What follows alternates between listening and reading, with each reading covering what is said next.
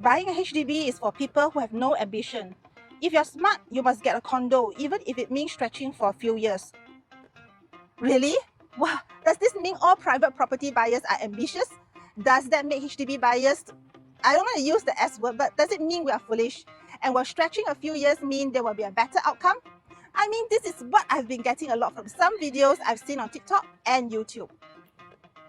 I mean, just last week when I was chatting with my buyer client, she's someone who had sold her place a while ago and now staying with her parents. She told me that her previous agent was pushing her to buy a condo. Nothing wrong with that really. Well, until she shared with me her situation and finances. I'll tell you more of the details later and you see for yourself if it makes sense for her to get a condo. Anyway, back to the topic, private property versus HDB flat. Would you pay more for a supposed better quality of living and perhaps profit more when you sell your condo later? Or should you settle for a lower commitment for a much bigger HDB but risk lesser upside in the future? For those of you who have been considering to upgrade to a condo from your BTO which is going to MOP, and those who never thought about this scenario because you think that private property prices have gone crazy, well, you'll find out which is the better choice for you.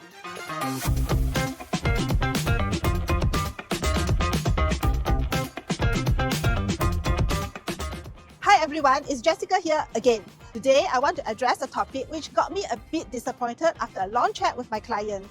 Yeah, it's on the common debate about HDB versus private property. But here's the difference to what you may have heard. You might have seen other content creators pitching condos over flats, especially new launches. They say things like new private property launches are better because they have better facilities, they have better investment potential, and the exit has better upside and so on. I don't disagree, but frankly, at the price of 1.8 million just for a mass market 2-bedroom apartment, how many of us can afford a new launch today? So, like my other videos, I won't shy away from talking about something in this video that others don't really discuss. Just like what I discussed with my buyer client, we'll be exploring the resale market, specifically resale condos versus resale HDB flats. Which one is better for you?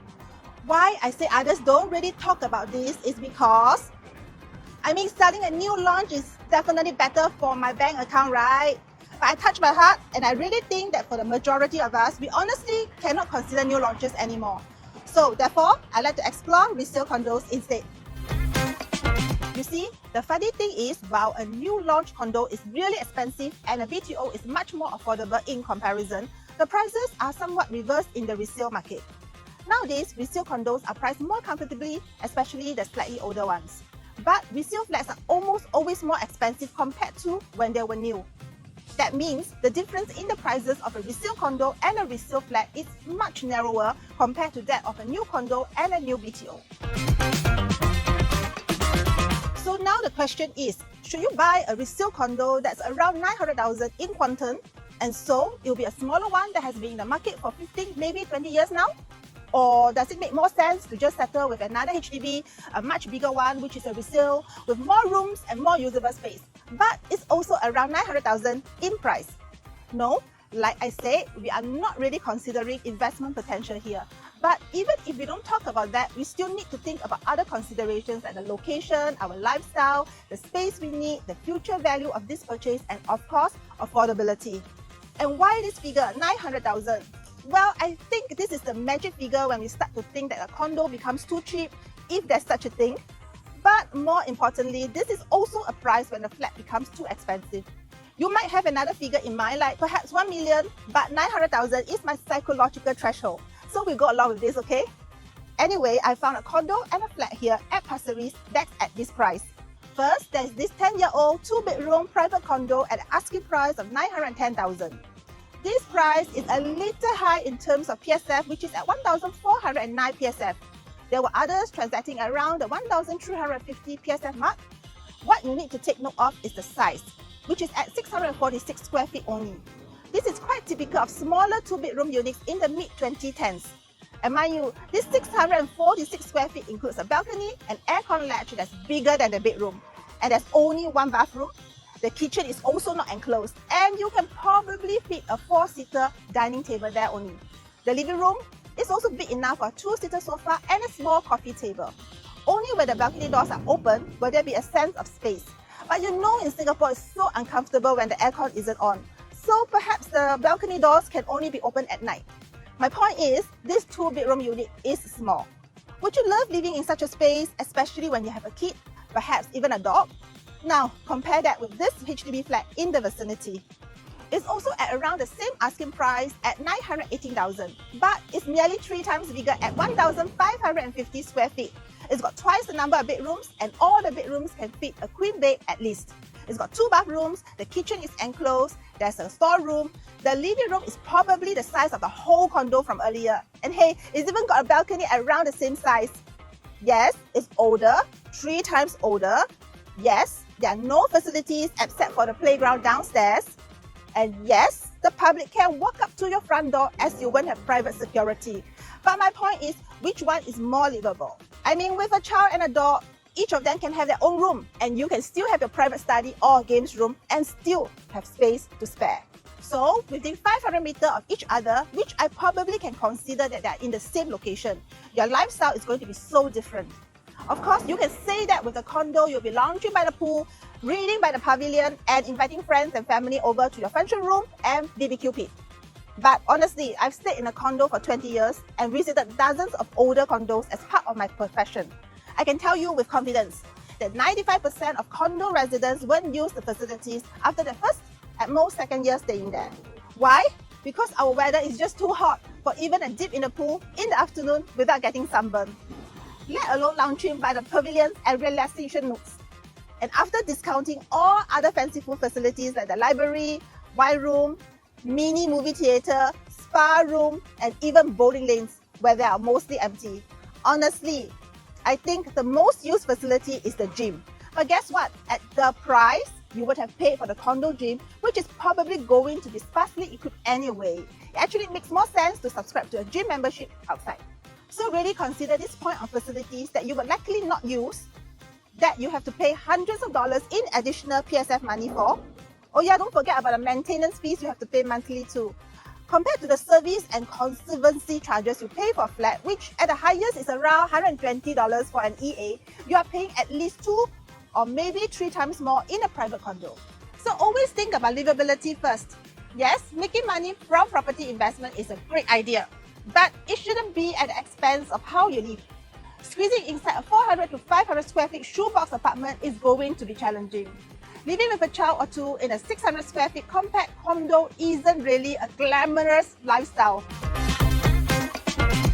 And especially if you don't make enough income yet, or you work in an invulnerable industry that could see you being cut anytime, I honestly think a humble HDB is good enough.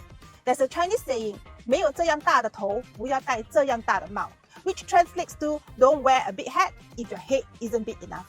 Investing in a property, even a 900,000 condo, shouldn't be your priority if you don't have the means yet. But having said all this, what if you can actually afford putting aside 4,000 to 6,000 monthly on a good-sized condo? Then you should be considering this other factor. But before that, if you are finding this breakdown useful, can do me a favor, help hit the like button and subscribe, because I will have more of these breakdowns coming soon. Trust me, the next video is going to be touchy, but useful for you. And don't forget to share this with your friends who are also thinking of moving, okay?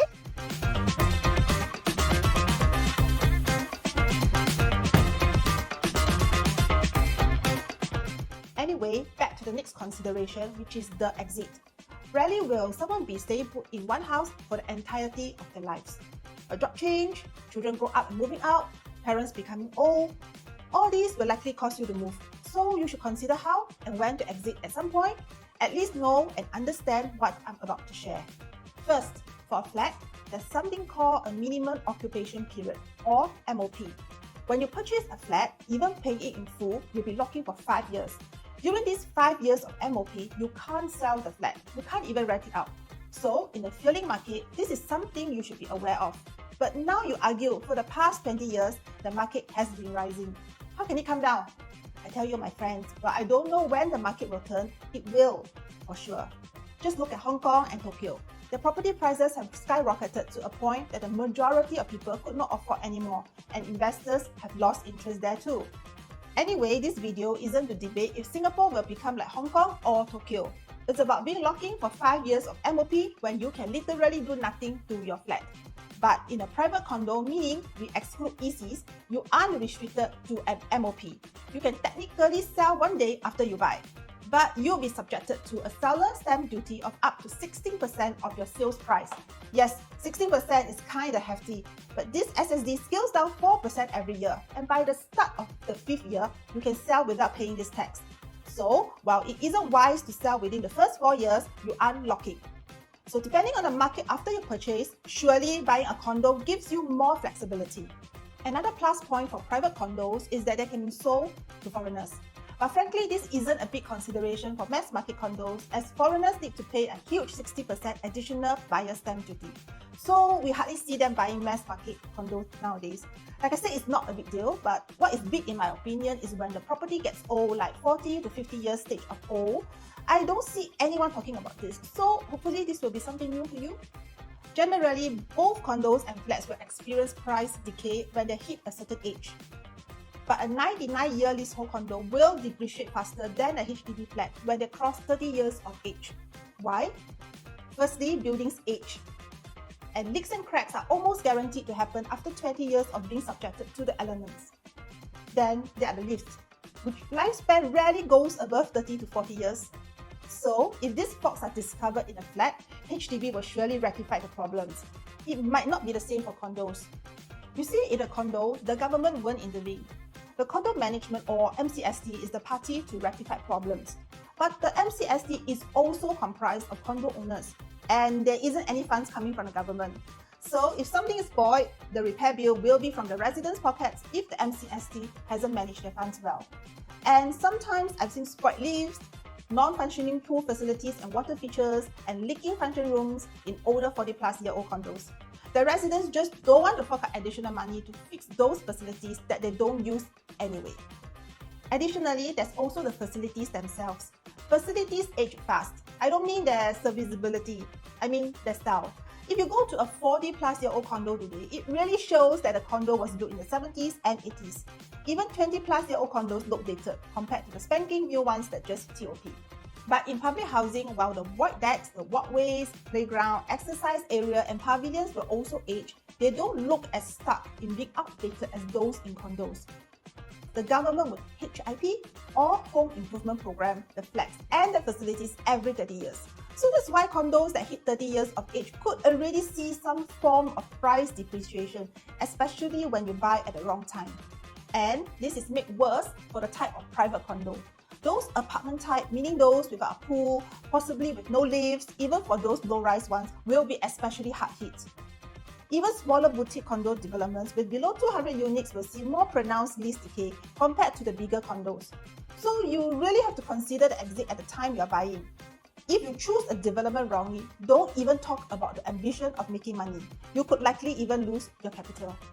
So by now, you can probably sense that I'm not a big fan of getting a condo over a flat, be it a new launch or a resale property. Again, I need to qualify my point. If you're a top 10% in Singapore who can comfortably pay 1,000 to 3,000 or even more above the maximum 3,000 of CPF you can use to pay for your monthly condo installment, by all means, go ahead. I don't argue that investing in a property is a great means to make money for your future. But for the rest of us who are just getting by, perhaps just healthy enough to splurge on a small family car and a yearly family trip, I strongly urge you to consider against getting a private property in the current market conditions. That's exactly what has happened to my buyer client. Her previous agent was encouraging her to buy a resale condo that's probably 300,000 to 400,000 above her comfort zone. Yes, she can still afford, having to stretch a few years, but by doing that, it will be at the expense of her livability with a smaller space, more risk if she loses a job, and an uncertain future ahead. That's why I'm recommending for her to buy a HDB instead. Yes, my commission is surely going to be a lot lower, but at least we both don't need to be stressed with the outcome. So, back to you.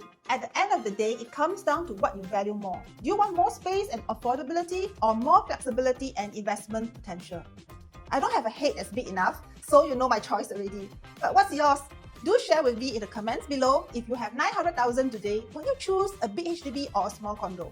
And of course, if you're actually at a stage of life where you're stuck deciding which is better for your personal situation, feel free to reach out to me directly. drop me a private message or leave a comment and I'll get in touch with you.